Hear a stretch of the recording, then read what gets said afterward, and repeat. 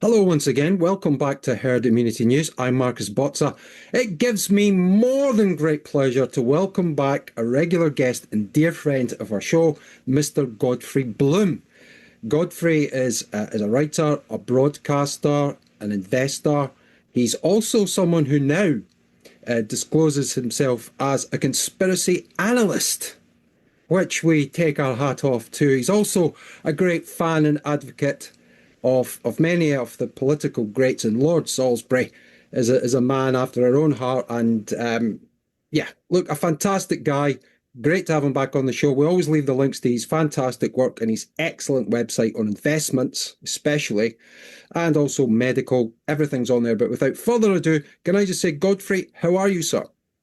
I'm extremely well. Thank you very much. And a great pleasure to be back on your show.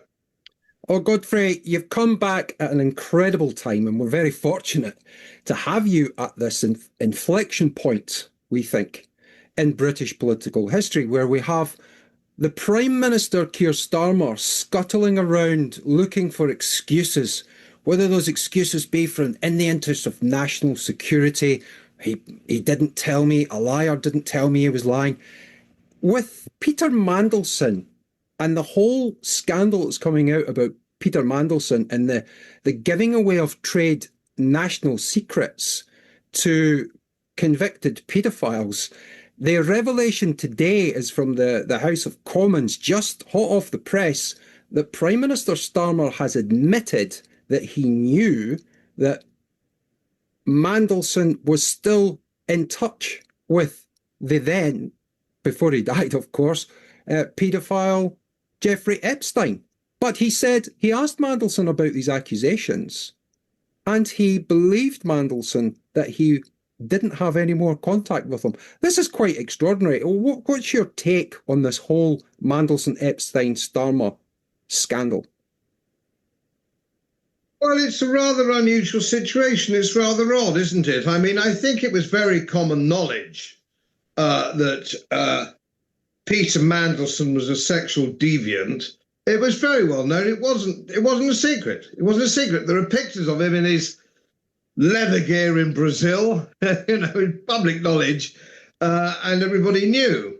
But of course, what also everybody knew as well, he was a political manipulator, which was largely done via blackmail.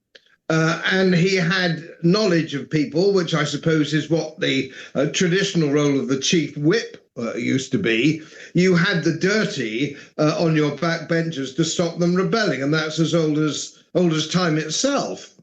Now, what is fascinating, really, is that we do seem to see that politics seems to attract more than its fair share of sexual deviants. And consequently, they are more subject to blackmail than ever before.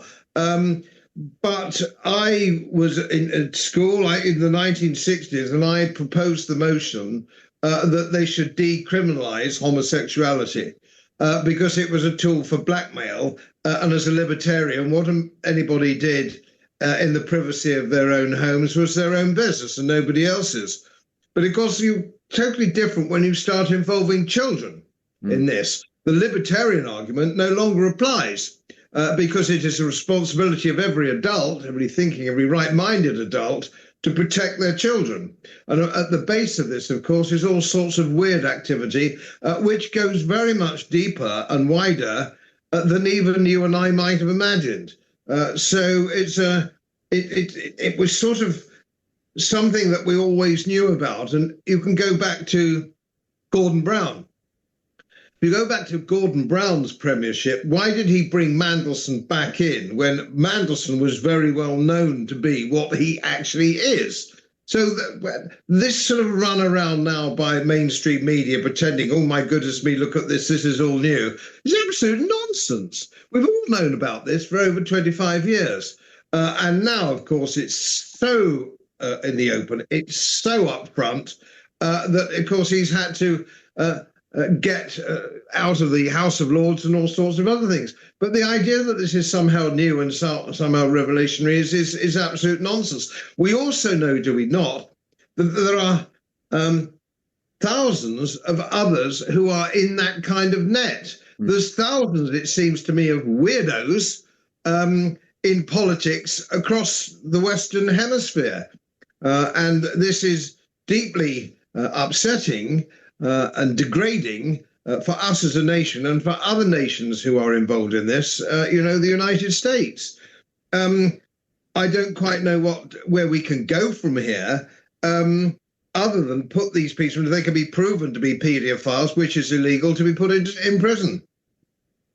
Absolutely. And this VIP homosexual network, if we can just put it in those terms, we can even look at the Cambridge Five, where maybe people are talking about Profumo. I would say with the traits and proclivities of the characters involved, it would be more like the Cambridge Five, where 3 out of the 5 traitors to our country were homosexual. And a lot of reason that, to just expand on your point a little bit, and neither of us are homophobic. We don't care what people do in the privacy of their own homes, Christianity notwithstanding. There does seem to be this very homosexual element that they're very tainted individuals that are up for blackmail, and they are compromised to a very great extent. Now, we also have to look at Lord Ali in all of this, because Mandelson's connections with Starmer go back to his time at London Weekend Television before he went on to Carlton Television. And at Carlton Television, the owner of Planet 24, which is Lord Ali is one of the major funders of Keir Starmer, was also a friend of David Cameron, when David Cameron was at Carlton Television. So you're quite correct to say that this web goes out into the civil service. It goes out into television, Metropolitan Police, the judiciary. People are now scrambling around, Godfrey, to try to find out where we actually get these people in the dock. Where do they actually go, in your opinion, to try and get some justice to be served on behalf of the British people? Well, it's extremely difficult because the Crown Prosecution Service is a political organisation. The police have been politicised. So once you have the civil service, the Crown Prosecution Service and the police all pissing in the same pot, it's very difficult for the ordinary person. I mean, we've seen this, have we not, with the inquiry into the rape gangs, which was well known. The police were involved in it. The police were involved in the cover-up. The Crown Prosecution Service, the political dynamic was covering it up, particularly with the Labour Party, who had very significant numbers of councillors and MPs involved in all this. So where do you go to actually get any form of justice? And the answer is, I'm afraid, I don't bloody know. I would argue, it's my view, and I'm coming to this slowly but surely over the last few years, I don't think there's a political exit route. I just don't think that that's possible. We're talking about, should we vote for him? Should we vote for them? Is this a new party in town? I don't believe any of this is relevant. I think we've gone past that, sadly. We've gone past the democratic situation that would normally have put this right, and an independent judiciary. The Fabians are taking over the Crown Courts and the courts and the Supreme Court, so on and so forth. Not to 100%, but enough now so that they can be manipulated. So self-censorship is now right. You have to censor yourself. You have to put all sorts of caveats in and be very careful, because you might find yourself in front of a Fabian judge who's going to bang chaps like us up immediately, especially if there's no jury, which is what they're trying to put forward. I mean, we go straight to jail, we don't pass go, and we don't collect £200. All these sort of things that are happening. And so I don't believe that very much can be done about it by the traditional method. I know, and I'm an old man now, I'm nearer 80 than 70. I know there's always been, since the history of time, that there has been some form of sexual deviancy going on all the time. But what we haven't been used to, since perhaps one argue Greek or Roman times, that it's on the scale that it is. It's on the scale. You're almost scratching your head sometimes to find out who isn't a deviant in some form, in a position of power.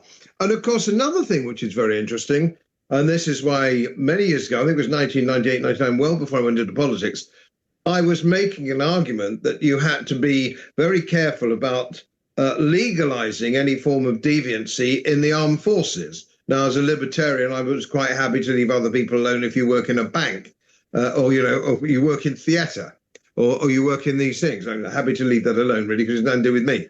But when it came to the army, you have people in position of complete authority, whether they're NCOs or officers, of sometimes very young soldiers. And of course, we saw at Deep Cut those very young women who they said committed suicide, which we all know is complete nonsense.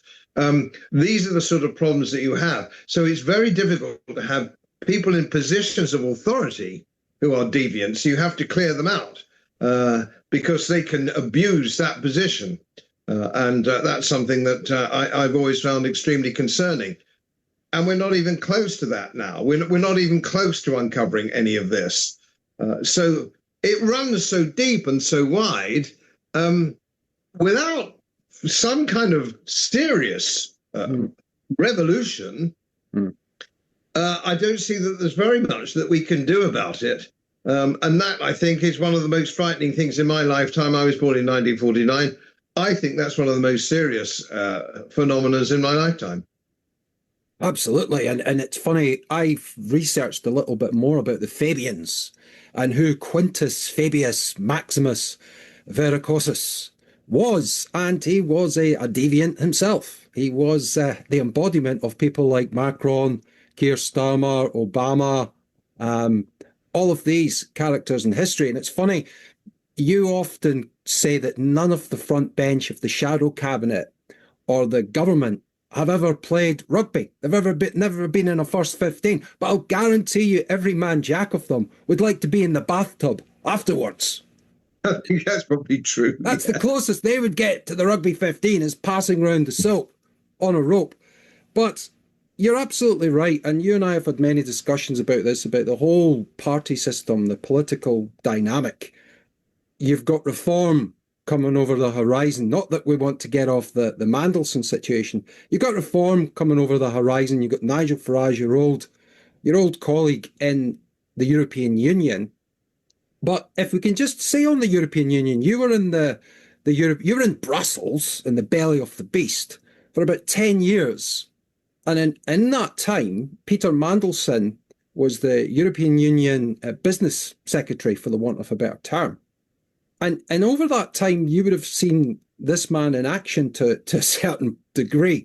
What were your impressions of him in that 4-year period from 2004 to 2008 when he was the European Union Business Secretary? Well, it was very interesting. He was a guest of the Parliament. He was a speaker at the Parliament. And of course, it was thrown open to questions. And I was on the Economic and Monetary Affairs Committee at the time. And so I asked him some questions, which, as you can imagine, were fairly nuanced, fairly upfront, as I always do. And it was quite an interesting thing because he had this great reputation for having something on somebody everywhere in all political parties. And he rather ostentatiously took out his notebook and he looked up into the gallery where I was sitting at my seat. And he got out a pen rather ostentatiously in his notebook in order to write down my name, in order to send a message which frightened other MPs and MEPs, because, oh my goodness me, he's written, I don't want to be in his book because he might blackmail me. But of course, you couldn't get me. You couldn't blackmail me because I hadn't actually done anything. I didn't have my hand in the till. I wasn't a sexual deviant of any sort. I was just a guy from the rugby club who got elected. And I actually said to him from the chamber, I said, Commissioner, he was Commissioner, I think then. I said, now, Commissioner, you won't get me on that. Don't try and frighten me with your notebook because you won't find anything about me that you can use. I'm not like your colleagues in Westminster, all of whom are crooks and perverts and all the rest of it. So you can get your little book out as much as you like. It's not going to cut the mustard with me. So I'll be very obliged if you'd stop all that theatre and actually answer the questions, which, of course, he didn't do. It was before, sadly, it was before everything was recorded in the chamber. Now you can find anything recorded in the chamber. That was pre, I think, 2005, perhaps, or 2006, when that actually happened. I can't remember. But that was his modus operandi. That's what he used to do. Out came the notebook, a bit like Maggie Thatcher's handbag, only for a different reason. So, yeah, fascinating. And now he's banged to rights. Now, the question is another thing with these people who are the sociopathic deviants, which he clearly is. These people always bring down as many as they possibly can with them. Now, interestingly enough, and I don't know, but we know so many of them have a dodgy history. We know, well, it's more a question of what we don't know about Keir Starmer, but we know that he's not normal. His marriage isn't normal. You can go right back to Ted Heath. He wasn't normal. What was he getting up to on Morning Cloud? How on earth could he afford the most expensive sport the world's ever seen, ocean yacht racing? Son of a grocer. Who was paying him? Who was manipulating him? And so it goes on. And then, of course, you've got the most extraordinary situation with this Labour government, who are full of oddballs, because otherwise you wouldn't be a Labour MP unless you were an oddball. I mean, they're all oddballs, but the Labour Party MPs are particularly oddball.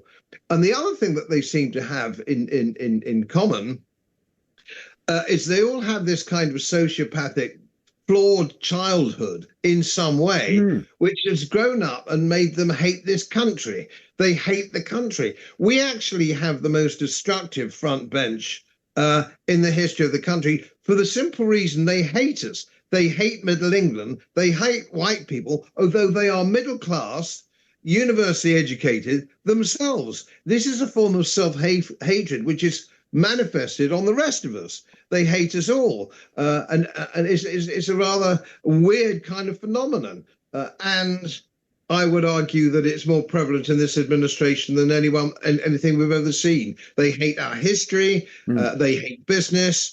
They hate absolutely everything. And that's a great shame, because I don't see how the country can move forward at all with people who actually don't like us in command.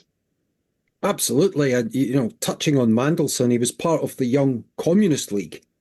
And one would argue, I certainly would, that he hasn't changed his political outlook, and he'd be perfect in Brussels because he'd be sitting with other people with exactly the same sexual proclivities and also political and social proclivities. Keir Starmer wrote for a Marxist-friendly magazine when he was at college and then latterly on to university. And they're all part of these chambers, Godfrey, that are very so-called human rights libertarian. I speak of the Hodge, Jones and Allen chambers that represent Extinction Rebellion. They are hunting down all of those people who are ready to speak out against the lockdowns. They're also ready to, put the boot on anybody like you and I. And Keir Starmer's going to the Metropolitan Police to ask them and Sadiq Khan to police Peter Mandelson. So justice is really out the window, as you correctly said. It is getting to the point where people will say the ballot box doesn't work, the judiciary doesn't work, and the police are so heavily tainted and politicised, they're almost like a Stasi and to enforce these political views. So where does this come, and can reform, I know this is probably a useless question, but I'll put it to you, can reform do anything about this? Can Nigel and his MPs make any difference to the situation? Well, of course, I've pondered it for over a year. And at the last general election, I came out semi-reluctantly to say that reform was the only game in town. And that was my point of view. Then he got rid of Rupert Lowe and Ben Habib, who were the intellectual, if you will, articulate intellectual pillars of the party, and went back to the reverted to the norm, which is the one-man band. And we both know that if you go back, if you do an audit trail politically of the reform leadership, it's about one person only. It's not about any form of serious reform. And we have seen now it develop into the people who is drawing in from the Conservative Party. All the same people that we thought we'd seen the back of. Now, I wouldn't necessarily take too much issue with Suella Braverman, perhaps, but that other dude who was Chancellor of the Exchequer... Nadeem Zahawi. Yeah, him, 5 minutes. What the hell's he doing, bro? He's actually exchanged that guy for Rupert Lowe. Yeah. Which actually begs the question, it's not whether it's a political mistake, it actually begs the question, is he sound? Is he sound of mind? You know, that's the question. So not only are we not going to get any sort of serious reform, because he's already telegraphed that he's not going to do that, which is why he's being Robert Jenrick. What's he doing in reform? He was part and parcel of why we stopped voting Conservative. So, no, the whole thing is clearly a sham. It's an opportunity wasted. The political dynamic at the moment is an open goal. All you had to do was keep the bloody nose clean, reform, and get elected. But no, then people are coming up with these ridiculous ideas. It brings experience to reform. Well, now, here's a question I'd like to put to your listeners.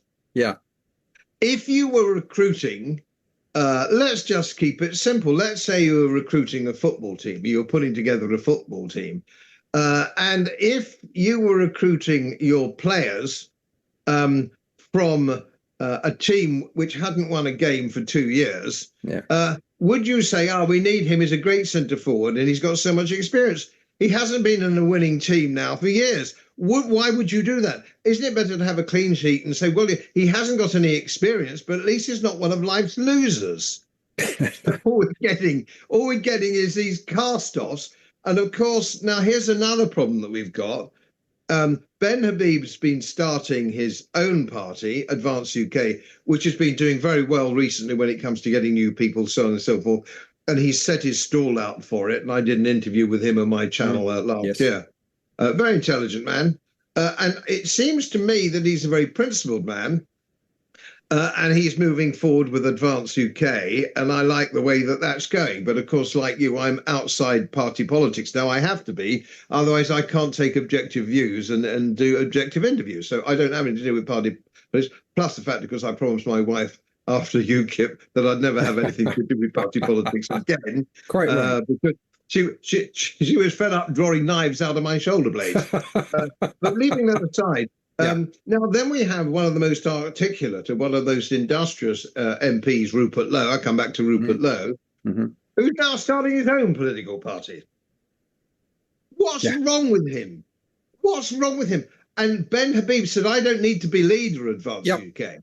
I don't need to be leader. Rupert Lowe could be leader. He's already in situ, and that would make sense. I'm quite happy for the good of my country, but no. And everything you see Rupert Lowe do is sensible, articulate, and balanced. But they all seem to have this little thing in their head, don't they? They do. They do.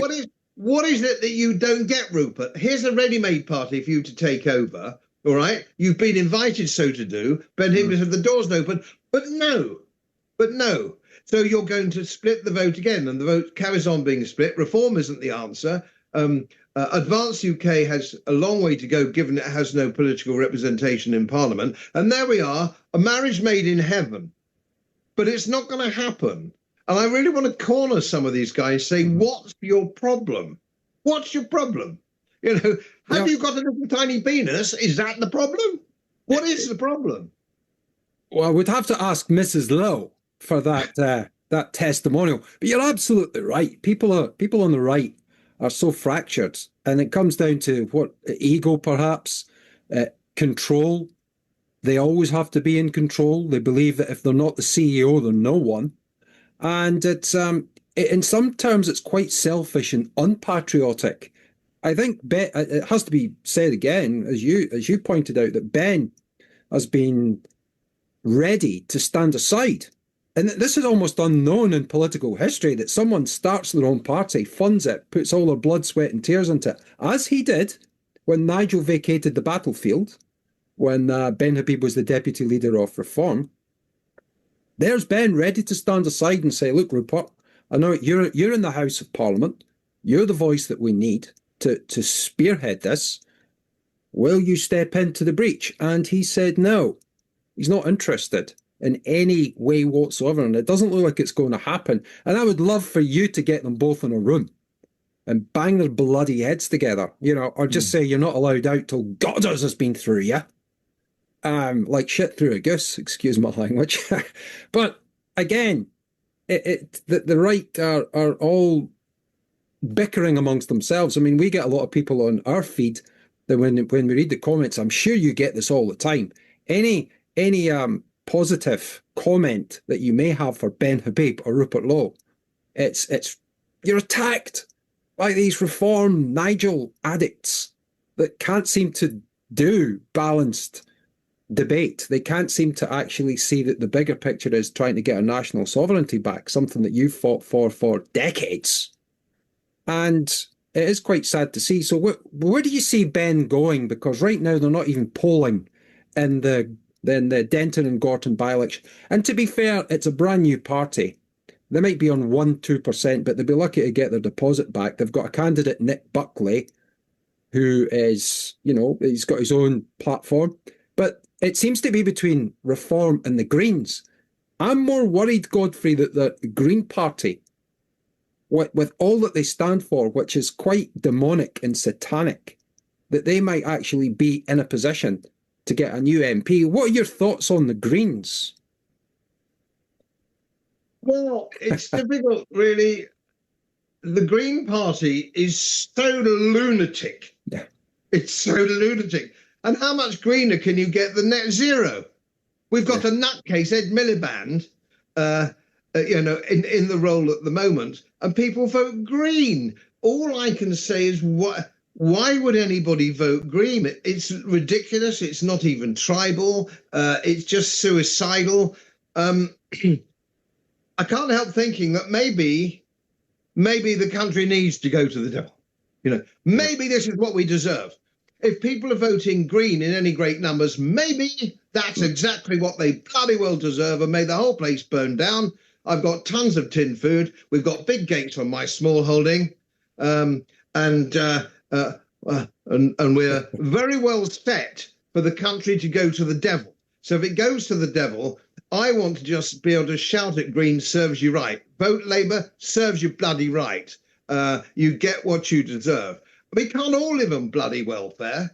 We can't all go on living on welfare. We can't all go on saving the planet with fake science. That this ludicrous idea, which of course science is now beginning to perk up and say that they were too frightened to come out before, that this idea that man-made global warming, especially in the United Kingdom, if we drive SUVs and that aren't battery operated and all that kind of shit, we're all going to go to the devil, is scientifically ridiculous. I don't know what history will make of it. They will look back and say, you'll never believe, how could they put a man on the moon? How could they invent jet engines? How could they do these extraordinary advances in science and do the equivalent of actually dancing around a fire in a rain dance, half naked, waving clubs about, which is what they're doing?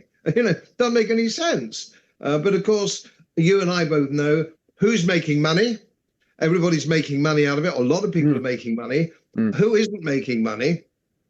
Medium and small sized businesses are dying because we've got the most expensive electricity in the world. And our great-grandchildren will be going, what were they thinking? What is wrong with them? What were they up to? In much the same way we look back on witch burning now. We look back on witch burning and go, if you look at the manuscripts that they were doing, if you look at the plays that they could write, if you look at the artwork that they could do, they were burning witches. What kind of monster nutcases were they? And we will look back and say, what kind of nonsense monsters were these people? And at the moment, At the moment, we are a very few, we're just a few of us. We are lone voices. And of course, when it all comes to the fore and people, and the whole thing collapses, of course, everybody will have been in our corner. Oh, well, of course, I've been saying it for years. Scientists will say, oh, well, of course, I've been saying it for years. And it was like the euro, and it was like money printing or modern monetary theory. You'll get to academics in Cambridge and say, well, of course, I've said this for years. No, you bloody well didn't. I was lecturing at Cambridge a couple of years ago, and you weren't saying that. You were treating me like a pariah because I was telling you that if you go on printing money, you'll get inflation and then a collapse of fiat currency. And I've been right in spades. And as my wife always says, the trouble is with you, Godfrey, you're always right, which is why you've got no mates. Well, like I'd like to consider myself, even though we've not had a drink together yet, one of your mates and one of your fans, because you've got the balls and the brains, if you don't mind me saying, the combination of the two, and it's very, very dangerous to these people. We call them the unholy alliance. This is the alliance of the Islamic hordes that have been imported into our country with these Marxist communists disguised as libertarians. And more people are looking to Donald Trump, if I can just bring you onto this. Now, you've given a great balanced view on Donald Trump. The reason I'm bringing in Donald Trump, Godfrey, if you don't mind me saying, is that you're actually seeing deportations of a sort, even though they're less than President Obama did. But you're seeing someone who's trying to actively reindustrialize his country, bin the Paris Climate Accord, bin the World Health Organization, in fact, bin the United Nations with a group of Marxists they are. He laughs and slaps the face of the International Court of Human Rights and Justice like they were a mere mustard burp after a meal down at Boysdale's. But look, what do you think of what Trump's doing? And what positives, first of all, do you like from this Trump administration? And then bring on your negatives, please, Godfrey. Well, he's doing a lot of things which are domestically sound, which he said he would do. He's not doing nearly to the extent that he should be doing, but at least domestically on home policy, he's going in the right direction. He has absolutely no idea about foreign policy at all. I have a Jack Russell Terrier who knows more about foreign policy than he does. He hasn't the remotest idea. But then he doesn't have to have very much of an idea because United States foreign policy is run from Tel Aviv. That's, it's run by the Zionists. They run foreign policy, which of course is absurd. And this isn't an anti-Semitic thing. No. This is I am anti-Zionist. And a lot of my Jewish friends are the same. They say, they're mad out there in Tel Aviv. Netanyahu's mad. So we can't tar everybody with the same brush. But the problem is, of course, it's very difficult to actually split the two when there's an existential threat brought on themselves by Israel. So this fiasco, and if we'd spoken a month ago or 2 weeks ago, you'd have asked me, what do I make of the Armada going to Iran? And I would have explained to you what the strategic and the geopolitical military situation was. And yet again, I have been right. He said, talk about the Duke of York, marched him up to the top of the hill, and he marched him down again. He sent them all there.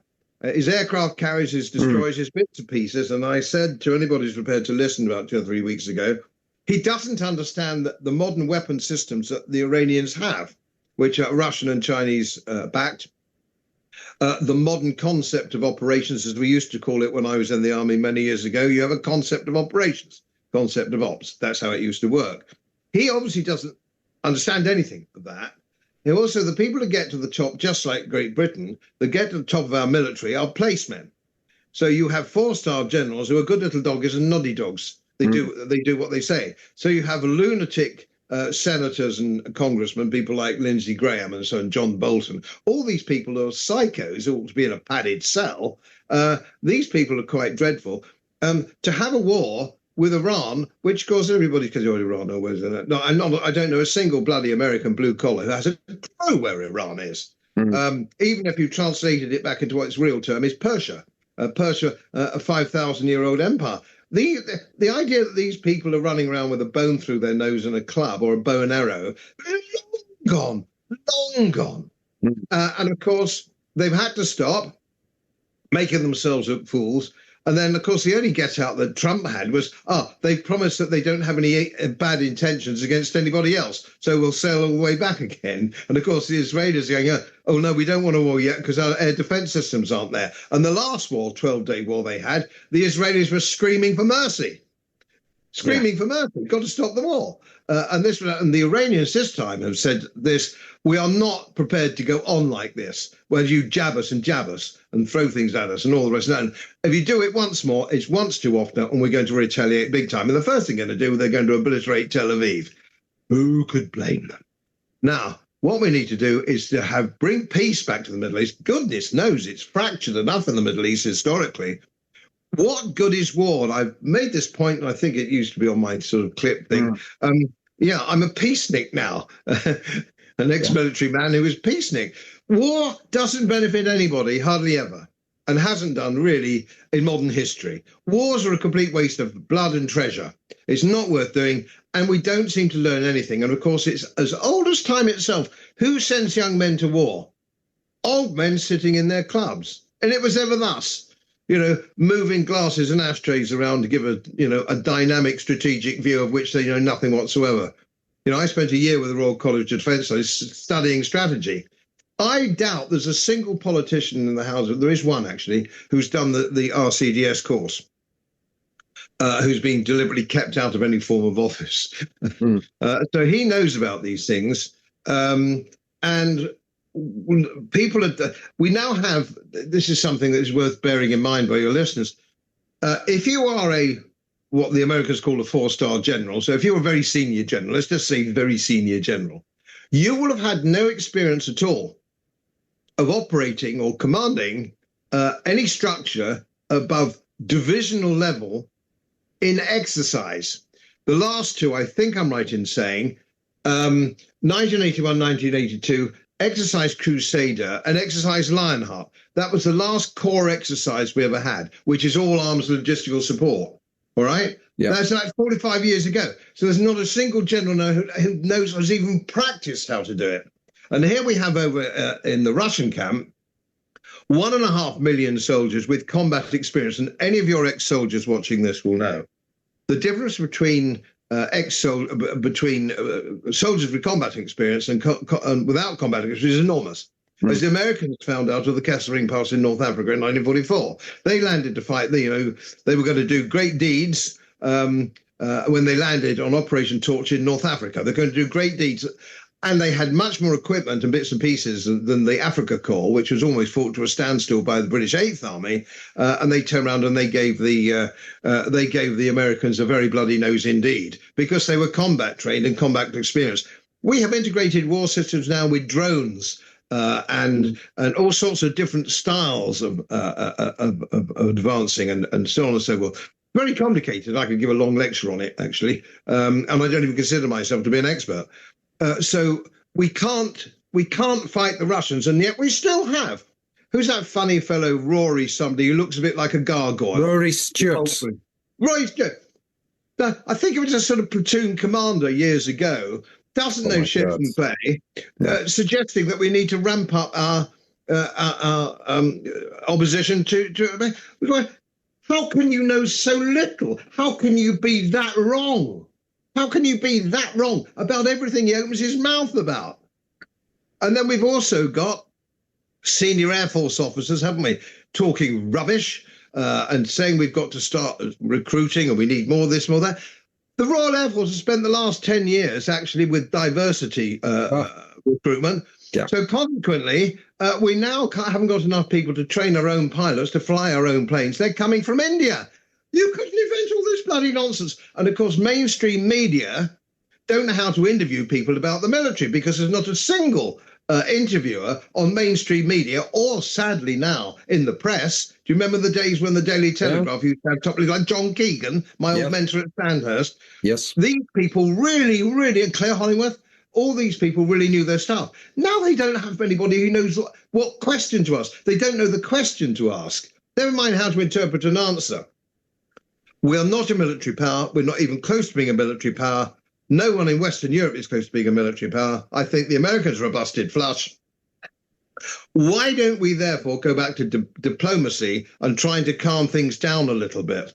I mean, instead of this constant idea that somehow the British Empire still exists, the Americans are still where they were in 1946, the Soviet Union is still there, been gone for 20 years. Why can't we face reality? I know it's money, I know it's the industrial military complex, Yeah. and it's people again who are socially somehow inadequate. Don't tell me when I look at Rory Stewart, he's not somehow in some way inadequate as an individual.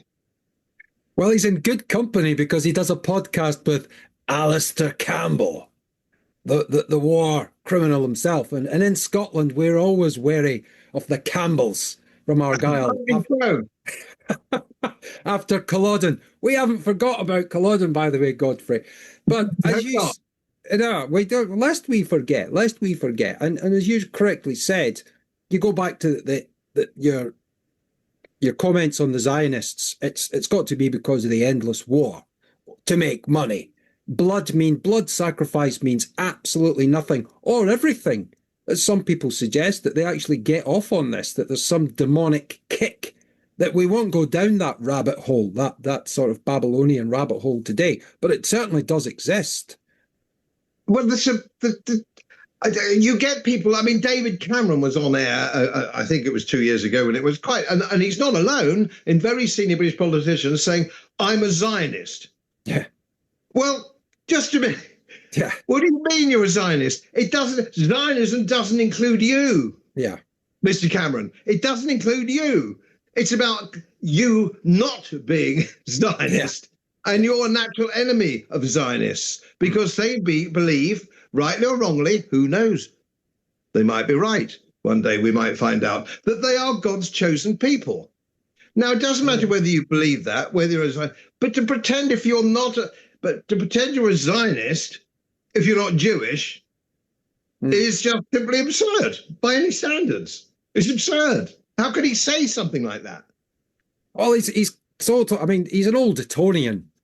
And we know what the blooding ritual means in Eton. It's nothing to do with fox hunting or anything as exciting as that. The blooding is a more below the belt term. And Ian Fleming wrote about this. The creator and writer of James Bond wrote about this. Huxley wrote about this as well. These are all old Etonians that knew the score, and it's a closed shop to the likes of you and I, even with your education and your background, and me with being a Scotsman. They don't want me anywhere. Although Lord Boothby was a Scotsman, people can look into Lord Boothby and his activities, and Tom Dryburgh and Cecil King. Tom Dryburgh. You didn't get more perverted than Tom Dryburgh, did you? No. I think it's hard to top him. We'd have to get more information from the Mandelson files. It may well be there, but look, just in the last few minutes, if you don't mind, we're sort of trying to draw this to some sort of positive conclusion. And when you look at geopolitics, and you look at this dark web of making money and power and influence, like we're still buying oil technically from Russia, Godfrey, even though we're trying to say, as in Keir Starmer and all the warmongers, they want to back Ukraine, support Ukraine. But then we see that Starmer's over there trying to do deals with the Chinese. The CCP are opening a massive spy centre in London, in which there are plans that there's going to be 280 cells down there. Maybe I'll see you down there, Godfrey. Who knows? I hope you can play backgammon. But look, where do you see this going? Any kind of resistance that people can put up in a positive way, whether it be purchasing power, you go on about investments, how we should take our capital and out of the hands of the banking sector. Where do you really see this coming to a head in the next year or two? All I can do, and I've said this on a number of occasions, Mark, is give practical advice, because otherwise I get people coming on to my channel on comments, and they say, "Oh, it's all very well, but what are you going to do? What are you going to do? What can we do? You're not spelling out what you can do." And I have a lot of sympathy with that view. So I'm now going to just give a few practicalities. And it's not voting for new parties. It's going to take us nowhere. Which we're beginning to see there. Except the truly holy faithful. Thank God. The people who actually believe that they know Nigel Farage intimately because they've seen him on telly. It used to happen to me when I was on telly a lot when I was in office. People would come up in a very nice way. A very nice way. They would imagine that they knew me because I'd been in their front room on their telly. And it's a natural phenomenon. And when I was a young man, I did it myself. You won't remember probably the great sports commentator, Peter West. I was on the touchline at Blackheath Rugby Club, where I was a member for a while. I was walking down the touchline. His son was playing in a junior game. And there was Peter West. It was a very famous TV personality and a very nice man, old school. And I sort of smiled at him, and he smiled at me. And I said, hello, and how are you? And because by the time I'd walked on, I sort of, Godfrey, you idiot, you don't know him. You've seen him on the telly, but he was so charming and nice. Yeah. And he was used to that kind of thing. Just because you see somebody on the TV doesn't mean to say you know them. You bloody well don't know them. He's just a face on the screen. Now, what can you do? What's the doing thing? Well, first of all, let's look to first principles. What we in the army used to call first principles. Make sure that you've got a really good food stash. Tons of food, tons of corned beef, tinned fruit, all the rest of it. Fray Bentos. Remember Fray Bentos? Well, they're going to pay me one day. So you've got all these things. You've got to really stack them up. Have plenty of it. Okay, it's not it's not gourmet food, and it's not particularly good for you. But we're talking about not starving here. I'm lucky I have a small holding, so we grow our own vegetables. So we're very lucky in that regard. But most people aren't in that regard. So what you need to do, sort that out. As much as you can, and the old staples are good, tinned fruit, corned beef, so on and so forth. Get plenty of that for you and your family. That's point one, because without food in your tummy, you're hostage to all these bastards. So get the food situation sorted out. And I always say, and you'd agree with me on this, I'm quite sure, get some bottles of whiskey laid in as well, because it's good for what ails you. Yes. It's good for what ails you. Absolutely. And it doesn't matter what it is. Loads of Scotch whiskey. Single malt whiskey.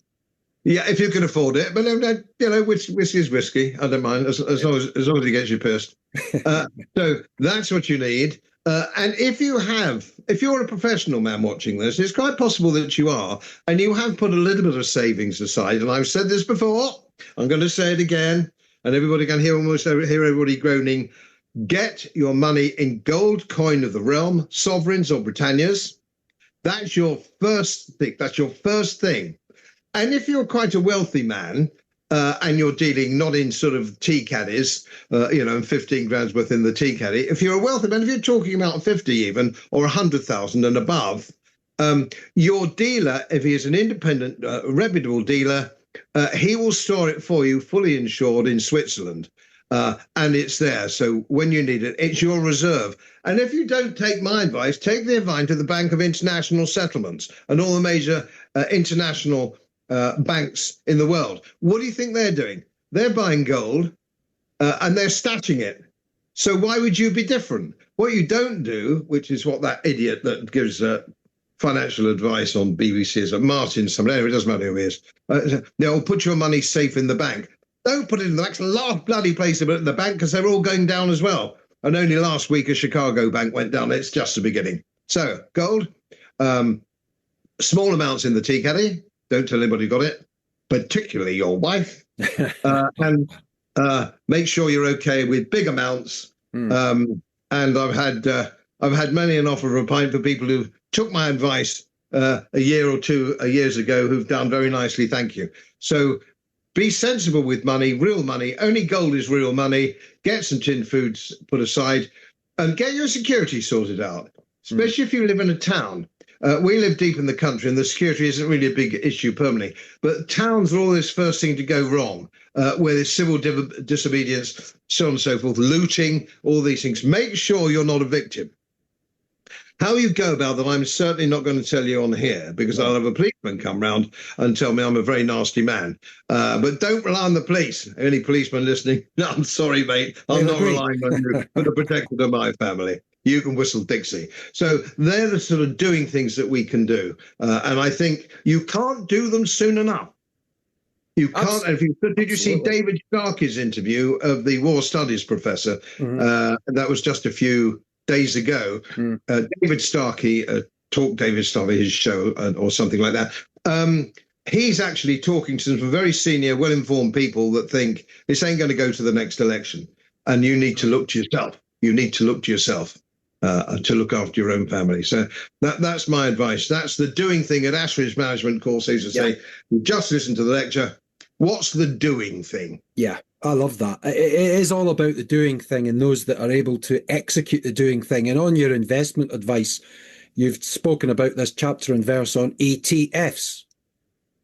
Could you just let our viewers and listeners just very quickly, know about the dangers of ETFs and especially in precious metals?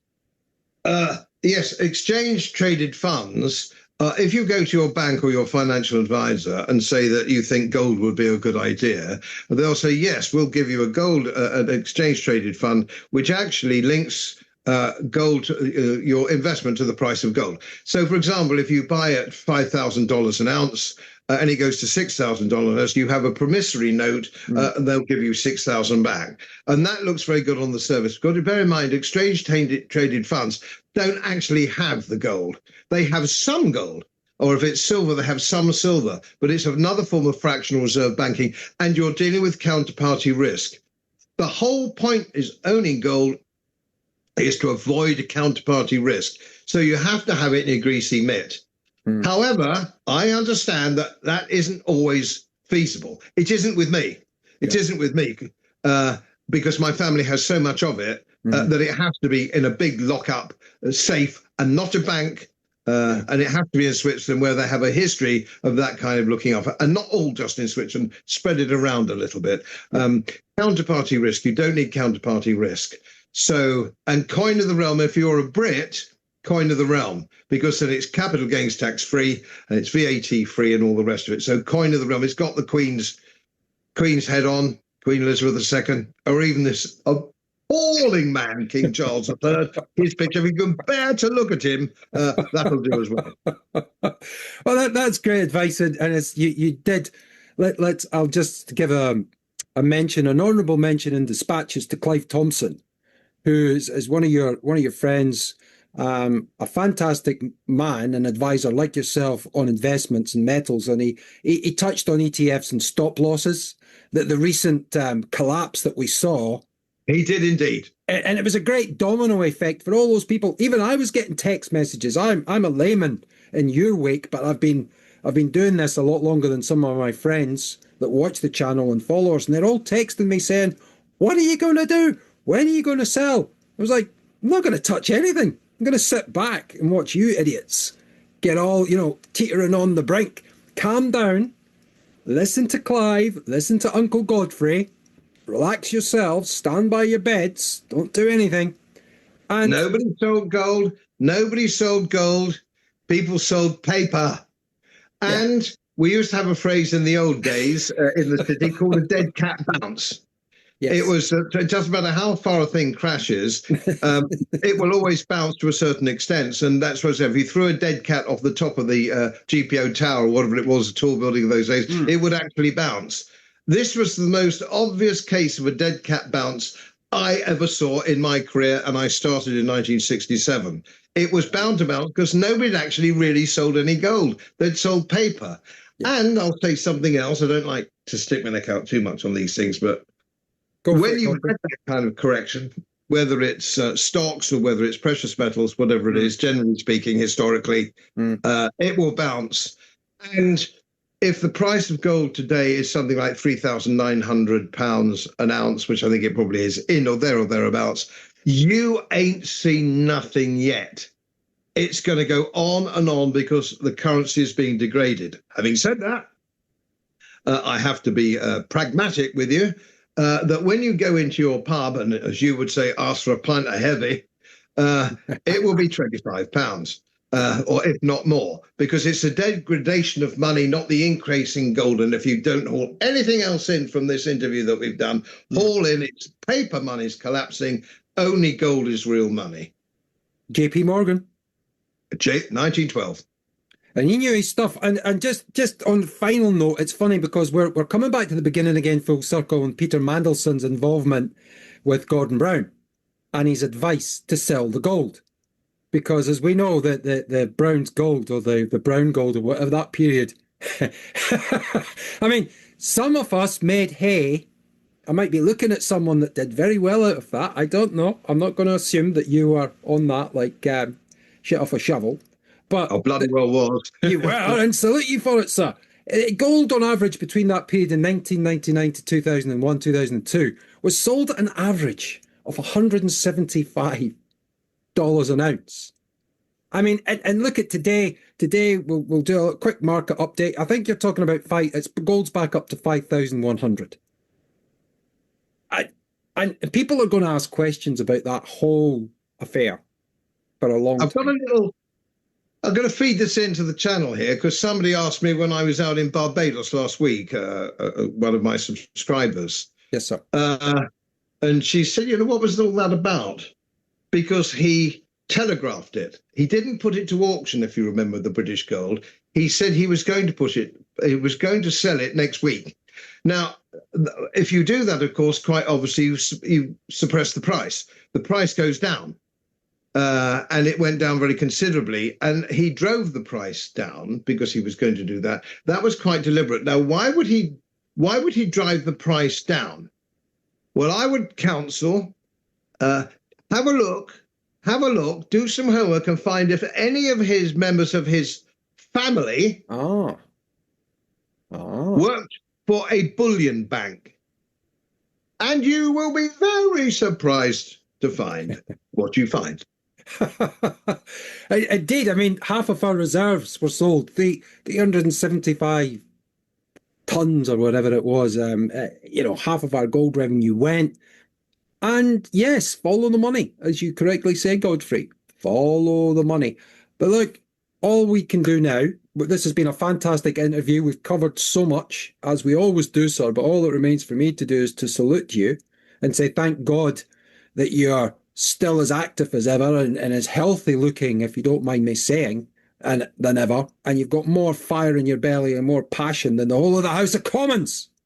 If we could encapsulate it in one man, maybe, as some people say, the greatest Prime Minister we never had. If you don't mind me saying, get your head through the room at the end.